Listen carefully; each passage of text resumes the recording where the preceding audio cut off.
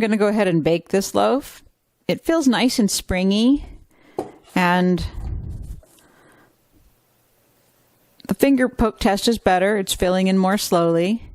And I don't want to overproof it. It's a wet dough, and wet doughs sometimes have a hard time raising up in their containers.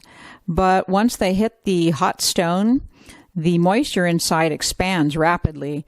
And so you'll often see a very wet or high hydration loaf that doesn't look very puffy when it's in dough form. But once it, like I said, once it hits the hot stone, it will pop in the oven. So I'm thinking that's what's going to happen with this one. So we'll turn that out on our peel here. I like to make sure there's no sticky spots on the bottom of the dough. It looks like the top, but we're going to turn that to the bottom, so I'm calling it the bottom. So I make sure there's no sticky spots. And then I sprinkle some on the peel as well, just to make extra sure. You don't want your bread dough sticking to the peel and then schlumping and deforming as it falls off, trying to get onto the hot stone. I've done that, and it makes a mess. So hold your hand like this. On the bottom, I hold both of the pieces of cloth so that I can grip onto the bottom. Hold your hand here, and then just gently let it out. The fabric sometimes does stick, so gently peel it away. If it does stick, you take a water spray bottle and you spray the cloth, and then it should peel off. Okay, now our loaf's kind of funny looking because it's rectangular shaped, being in a rectangular pan, but that's okay. We're having fun with it. I'm going to brush this off. I'll brush some of the flour off, and then I think I might show you how to score it on a piece of paper before we score the real loaf.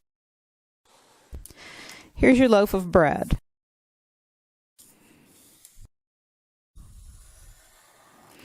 This time we're going to do some slashing that very often people will go like this. They'll go slash, slash, slash. And then they wonder how come it doesn't quite open up the way the baker's slashes open up. So I want to show you how we're going to do it. If you can see this pretty well, let me lower the camera a little bit. Okay, so in your imagination, imagine that there's a center row on your bread. So instead of just slashing from side to side in vertical slashes, what we're going to do is we're going to try to, in our imagination, keep the slashes within the center line. So then you will kind of go halfway, and then you go halfway to this one again. And you try to keep your slashes in the center line. And sometimes the bakers will even make them more vertical, like this. So that's what we're shooting for. We're shooting for somewhat vertical. And we try to go from the halfway point here. So that's what we're going to do on our loaf.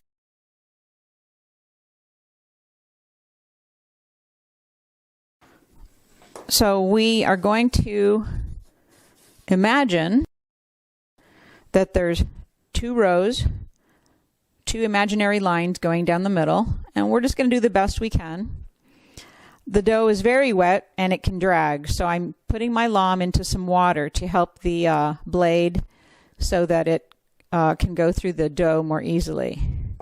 So then, holding your blade at a slant, think more of a flap. You're going to slice a flap. Instead of going straight down, think of a flap. So we're going to go like this. So there's our first one in between those lines. Now I'll think of going about halfway And then we'll go again. Maybe a little bit more there. And then we'll go halfway. So there we've got our slashes. They're within the center line and they're going more vertical. And they're cut more in a flap manner. So we're going to put this into the oven and bake it. It's going to look like a rustic loaf because it's got the flour on the outside. I didn't do a water wash on it. You can find out more about that in some of my other courses and on some of my YouTube videos on YouTube. So we'll go ahead and put this in the oven. The oven's been preheating for an hour and a half at 500 degrees Fahrenheit, which is 260 degrees Celsius. And as soon as I put the loaf of bread in the oven, we will be turning the temperature down to 450 degrees Fahrenheit, which is 232 degrees Celsius.